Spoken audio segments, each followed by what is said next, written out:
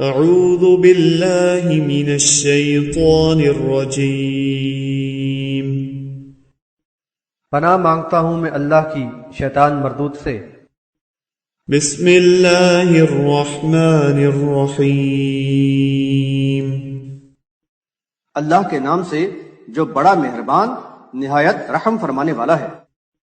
ألم تر إلى الذين قيل لهم كفوا أيديكم وأقيموا الصلاة وآتوا الزكاة فلما كتب عليهم القتال إذا فريق منهم يخشون الناس كخشية الله أو أشد خشية وقالوا ربنا لم كتبت علينا القتال لولا أخرتنا إلى أجل قريب قل متاع الدنيا قليل والآخرة خير لمن اتقى ولا تظلمون فتيلا۔ کیا تم نے ان لوگوں کو نہیں دیکھا جنہیں کہا گیا تھا کہ اپنے ہاتھ روکے رکھو، صلاح قائم کرو اور زکوٰۃ دو؟ پھر جب ان پر قتال فرض کیا گیا تو ان میں سے ایک فریق لوگوں سے ایسے ڈرتا ہے جیسے کہ اللہ کا ڈر ہو یا اس سے بھی زیادہ، اور کہتے ہیں اے ہمارے رب، تو نے ہم پر قتال کیوں فرض کر دیا؟ ہمیں تھوڑے عرصے اور مہلت کیوں نہ دی؟ تم کہہ دو کہ دنیا کا فائدہ تھوڑا ہی ہے اور پرہیزگاروں کے لیے تو آخرت ہی بہتر ہے، اور تم پر دھاگے برابر بھی ظلم نہیں کیا جائے گا۔ حاشیہ نمبر 132۔ مکی دور میں ایمان والے قلیل تعداد میں تھے، اور نہ صرف غلام بلکہ معاشرے کے معزز افراد بھی با اثر و شفاق سرداروں کے ہاتھوں جور و ستم کا نشانہ بن رہے تھے۔ البتہ دعوت حق مکے اور اطراف میں رفتہ رفتہ پھیل رہی تھی، اور ایمان والوں کی تعداد میں بتدریج اضافہ بھی ہو رہا تھا، اور ساتھ ہی رسول صلی اللہ علیہ وسلم کتاب اللہ کی آیات کے ذریعہ صحابہ کرام رضی اللہ عنہم کی تربیت بھی فرما رہے تھے، لہٰذا ان حالات میں قتال کو قطعاً مناسب نہ سمجھا گیا، اور اہل ایمان کو صبر و تحمل کے ساتھ ایذائیں برداشت کرنے اور جنگ سے ہاتھ روکے رکھنے کا حکم دیا گیا، اور صلاح قائم کرنے اور زکوٰۃ ادا کرنے کا پابند بنایا گیا۔ اس طرح اس شدید آزمائش میں تزکیہ نفس کے ساتھ نظم و ضبط، سمع و طاعت اور صبر و ثبات کے اوصاف پروان چڑھے اور ایمان میں پختگی ہوئی۔ اب ہجرت کے بعد تو اہل ایمان کی تعداد بھی کافی بڑھ گئی، اور انصار و مہاجرین کی اللہ و رسول صلی اللہ علیہ وسلم کی محبت میں نظریاتی یکجہتی، فکری ہم آہنگی اور باہمی اخوت و مودت نے ان کو ایک انتہائی مستحکم اجتماعیت بنا دیا، اور ان میں باطل سے نبرد آزما ہونے کی قوت پیدا ہوئی اور حوصلہ و اعتماد میں اضافہ ہو گیا۔ چنانچہ کفار کے حملہ آور ہونے پر ان سے جنگ کرنے کا حکم دے دیا گیا۔ یہ بات قابل غور ہے کہ کفو ایدیکم کا مکی دور کا حکم قرآن میں نہیں ہے، ثابت ہوا کہ یہ وحی خفی کے ذریعہ دیا گیا تھا۔ یہ حجیت حدیث کی ایک اور مثال ہے، اور منکرین حدیث کو دعوت فکر دیتی ہے کہ وہ غور کریں وَلَا تَكُونُوا أَوَّلَ كَافِرٍ بِهِ۔ حاشیہ نمبر 133۔ اس سے پہلے جب جنگ کے لیے حالات سازگار نہ تھے تو یہ لوگ بالخصوص منافقانہ ذہن رکھنے والے بڑے ہی بے باکارہ انداز میں بار بار جنگ کی اجازت کا مطالبہ کرتے تھے، اور جبکہ صحیح موقع محل کے لحاظ سے باطل کی سرگوبی کے لیے اعلان جنگ ہو گیا تو یہ فرار کی راہ اختیار کرنے لگے اور مزید مہلت کی خواہش کرنے لگے، گویا کہ دشمنوں سے ایسے خوفزدہ ہیں جیسا کہ ان کو اللہ کے عذاب سے خوفزدہ ہونا چاہیے تھا۔ ان بزدلوں کا کیسا ایمان ہے کہ اپنے جیسے لوگوں کے ڈر سے ہی ان کے دل لرز رہے ہیں۔ مومن تو صرف اللہ ہی سے ڈرتے ہیں، دراصل دنیاوی مفادات کی حرص و طمع نے انہیں آخرت سے غافل اور اللہ کی پکڑ اور اس کے عذاب سے بے خوف کر دیا ہے، اسی لیے ان کے اندر اللہ اور رسول صلی اللہ علیہ وسلم کے حکم پر قتال کے لیے نکلنے سے فرار کی روش پیدا ہو گئی ہے۔ حاشیہ نمبر 134۔ ان پر واضح کیا گیا کہ اس بات کو نہ بھولیں کہ دنیا میں طویل زندگی بھی مل جائے تو بھی موت مقررہ وقت پر ہی آئے گی، اور اس وقت دنیا کی دل فریبی اور لذت آفرینی کی بساط لپیٹ دی جائے گی، پھر آخرت کی دائمی زندگی کا دور شروع ہوگا۔ اس وقت یہاں سے خالی ہاتھ جانے والے کو اس حقیقت کا شدید احساس ہوگا کہ حیات دنیا کا ساز و سامان تو متاع قلیل ہی تھا، اور وہ ساری کشش اور دل فریبی دھوکے کا سامان ہی ثابت ہوئی۔ کیا ان کے لیے یہ بہتر نہ ہوگا کہ آج ہی اس حقیقت کا ادراک کر لیں اور پورے شعور کے ساتھ تقویٰ کی روش اختیار کر لیں؟ بلا شبہ اللہ اور رسول کی اطاعت کرنے اور اللہ کے دین کے لیے جان و مال قربان کرنے کا عزم رکھنے والے متقی لوگوں کے لیے آخرت کا ٹھکانہ ہی بہتر ہے، جہاں عادل حقیقی خوب نوازے گا اور ان کے ساتھ ذرا برابر بھی ظلم و زیادتی نہ ہوگی۔ یہاں لفظ فتیل استعمال ہوا ہے جو کہ کھجور کی گٹھلی کے شگاف میں باریک دھاگا ہوتا ہے۔ فرمایا کہ اللہ کے یہاں ایک دھاگے برابر بھی ظلم نہ ہوگا۔ أينما تكونوا يدرككم الموت ولو كنتم في بروج مشيدة وإن تصبهم حسنة يقولوا هذه من عند الله وَإِن تُصِبْهُمْ سَيِّئَةٌ يَقُولُوا هَذِهِ مِنْ عِنْدِكَ قُلْ كُلٌّ مِّنْ عِنْدِ اللَّهِ فَمَا لِهَٰؤُلَاءِ الْقَوْمِ لَا يَكَادُونَ يَفْقَهُونَ حَدِيثًا۔ تم جہاں کہیں بھی ہو موت تو تمہیں آ ہی لے گی، خواہ تم مضبوط قلعوں میں ہو، اور اگر انہیں کوئی بھلائی ملتی ہے تو کہتے ہیں کہ یہ اللہ کی طرف سے ہے، اور اگر کوئی برائی پہنچے تو کہتے ہیں کہ یہ تمہاری طرف سے ہے۔ تم کہہ دو سب اللہ ہی کی طرف سے ہے، پھر ان لوگوں کو کیا ہو گیا ہے کہ بات کو سمجھتے ہی نہیں۔ حاشیہ نمبر 135۔ کمزور ایمان والوں اور بزدل منافقوں کو احساس دلایا گیا ہے کہ جنگ سے کترانے اور موت سے فرار کی کوشش لا حاصل ہے۔ موت تو مقررہ وقت اور مقررہ مقام ہی پر آ دبوچے گی، خواہ تم گھر کے اندر ہو یا میدان قتال میں، کچے جھونپڑے میں ہو یا مضبوط بند قلعے میں، موت سے کسی طرح نہیں بچ سکتے، نہ ہی موت کا وقت ایک لمحے کے لیے مؤخر ہو سکتا ہے۔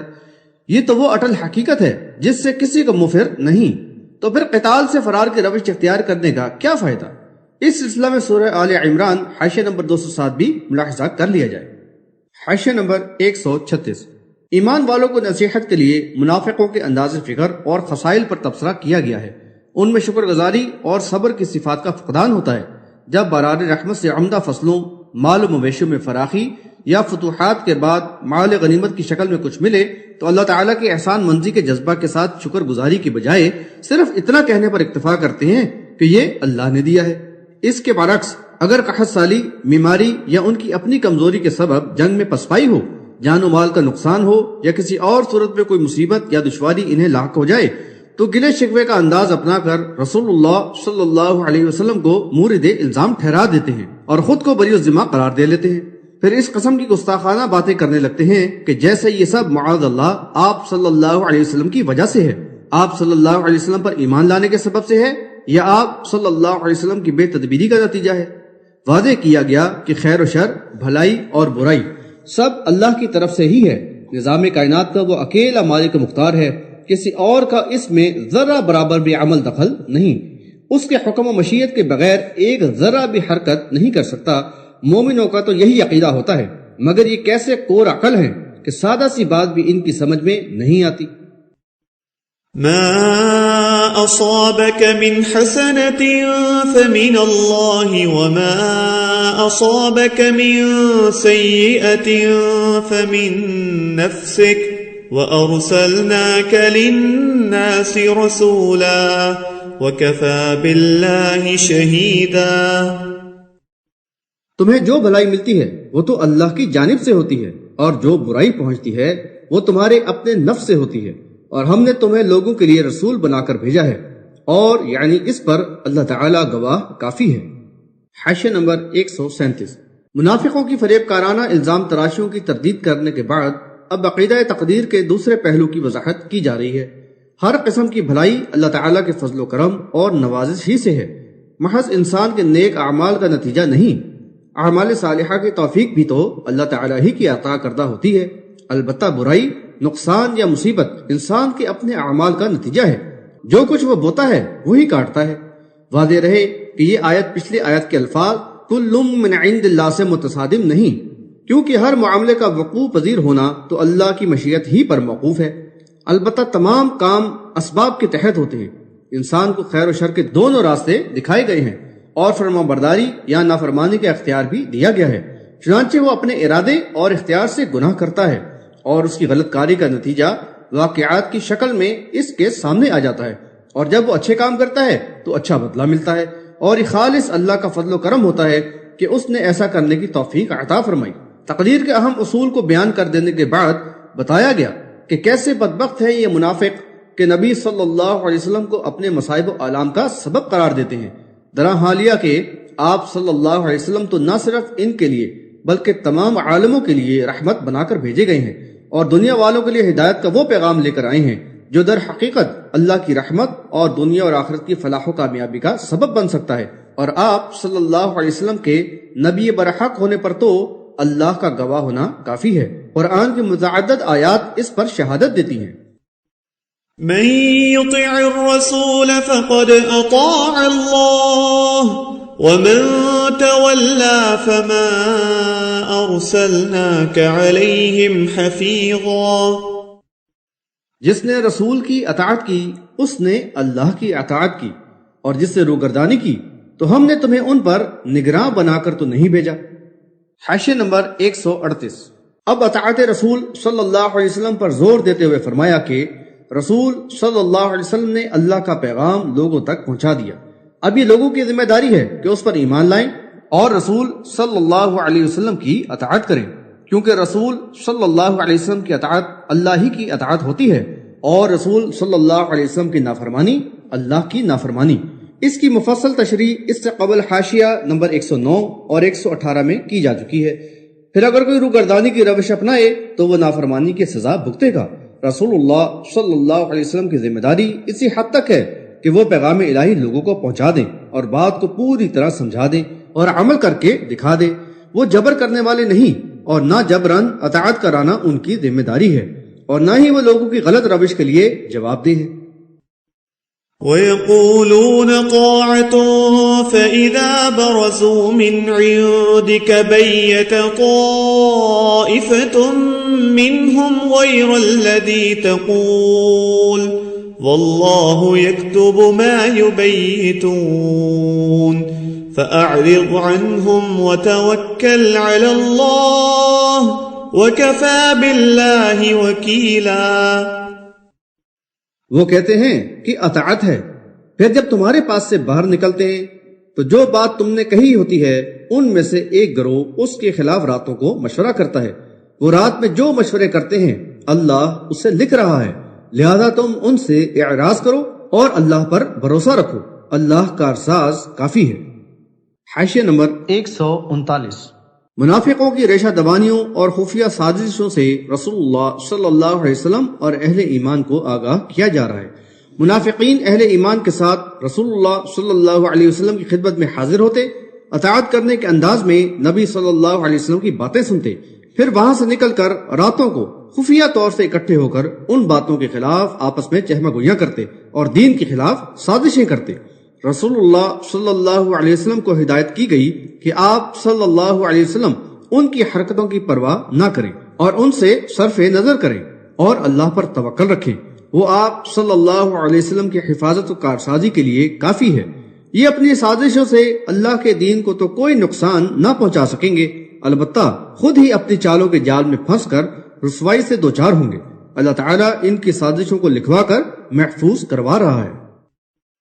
افلا يتدبرون القرآن ولو كان من عند غير الله لوجدوا فيه اختلافا كثيرا۔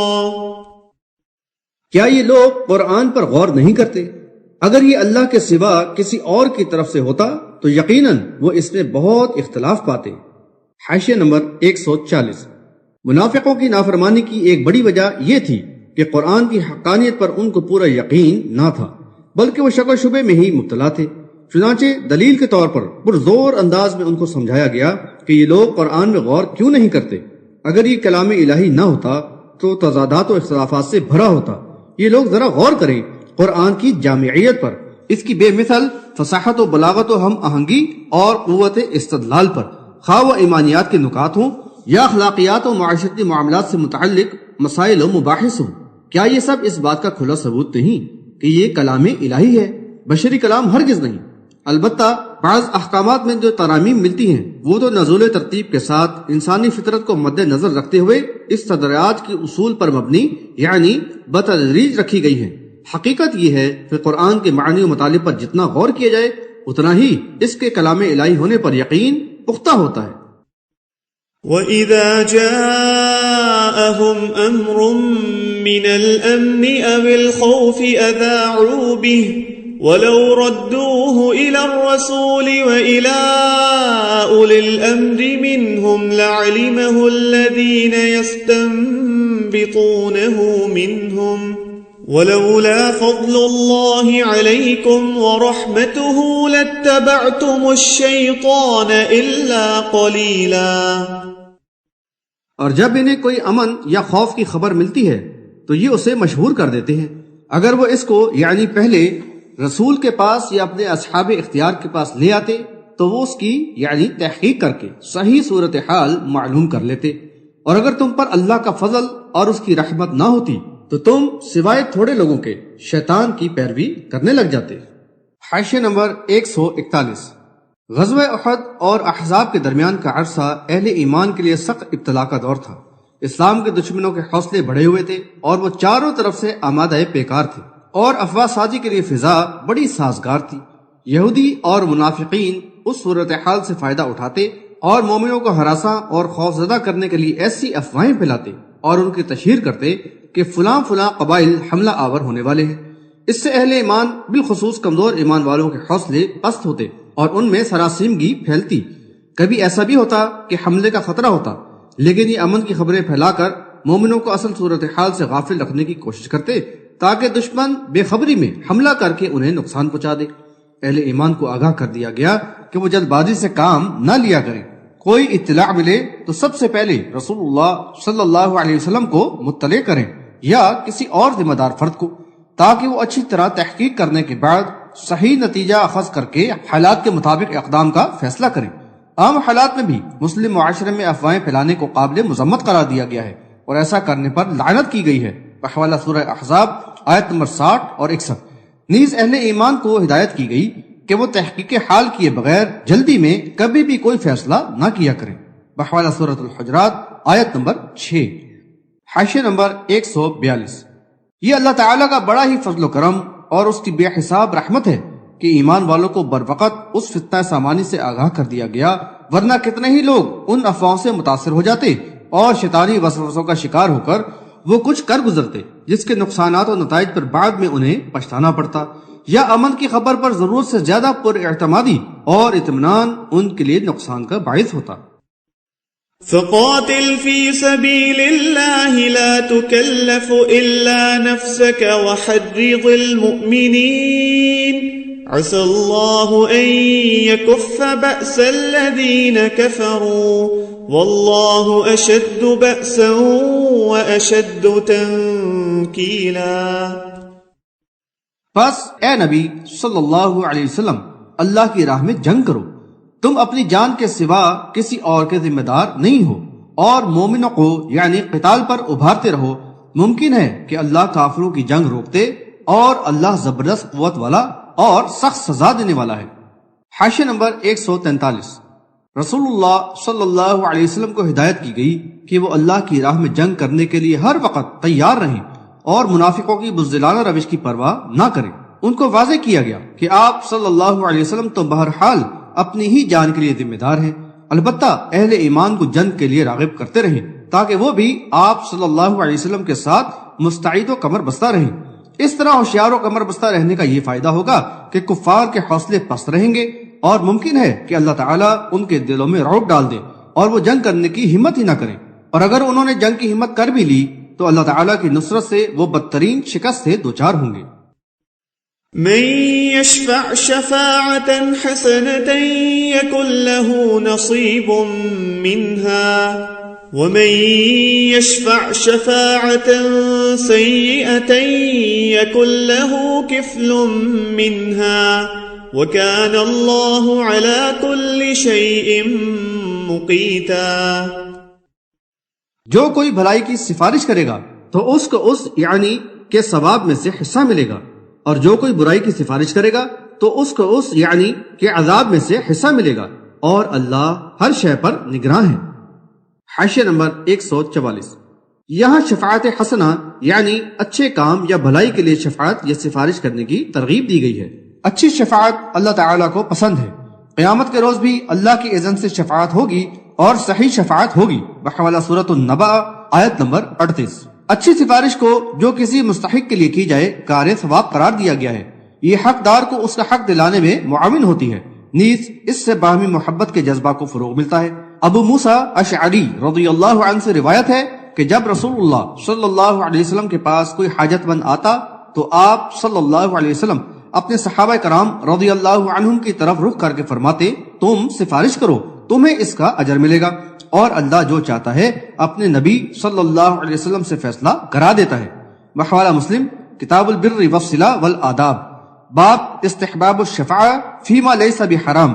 اس کے برعکس ایسی سفارش جو کسی غیر مستحق یا مجرم کے حق میں کی جائے معاشرے میں فتنہ کا باعث ہوتی ہے، اس سے مجرموں کی حوصلہ افزائی ہوتی ہے اور جرائم کو فروغ حاصل ہوتا ہے، لہذا ایسی سفارش کرنے والا گناہ گار ہوتا ہے۔ کون سی سفارش کس مقصد کے تحت کی جا رہی ہے اللہ تعالیٰ کے خوب علم میں ہے، اور ہر ایک کے اعمال پر اس کی نظر ہے۔ وَإِذَا حُيِّيتُم بِتَحِيَّةٍ فَحَيُّوا بِأَحْسَنَ مِنْهَا أَوْ رُدُّوهَا إِنَّ اللَّهَ كَانَ عَلَى كُلِّ شَيْءٍ حَسِيبًا۔ جب تمہیں سلام کیا جائے تو اس سے بہتر انداز میں سلام کا جواب دو یا اسی طرح لوٹا دو، یقیناً اللہ ہر چیز کا حساب لینے والا ہے۔ حاشیہ نمبر 145۔ تحیتن یعنی مومنوں کا ایک دوسرے کو سلام کرنا اسلامی معاشرے کی امتیازی صفت ہے۔ یہ ایک دعائیہ کلمہ ہے، جس طرح حیاک اللہ یعنی اللہ تمہیں زندہ رکھے میں زندہ رہنے کی دعا کی جاتی ہے، اسی طرح السلام علیکم کے کلمات کے ذریعہ ایک دوسرے کو صحیح سالم رہنے کی دعا دی جاتی ہے۔ اسلام کی تعلیم یہی ہے کہ جب ایمان والے ایک دوسرے سے ملیں تو سلام کریں۔ اس آیت میں اس بات پر زور دیا گیا ہے کہ مومن کے سلام کا جواب بہتر طریقہ سے یا زیادہ الفاظ میں دیا جائے، یا کم از کم وہی الفاظ دہرا دیے جائیں۔ نبی صلی اللہ علیہ وسلم نے بھی سلام کی بہت تاکید فرمائی ہے۔ ابو ہریرہ رضی اللہ عنہ کی روایت میں ہے کہ نبی صلی اللہ علیہ وسلم نے فرمایا، اور قسم اس ذات کی جس کے ہاتھ میں میری جان ہے، تم لوگ اس وقت تک جنت میں داخل نہیں ہو سکتے جب تک مومن نہ ہو، اور اس وقت تک مومن نہیں ہو سکتے جب تک آپس میں محبت نہ رکھو۔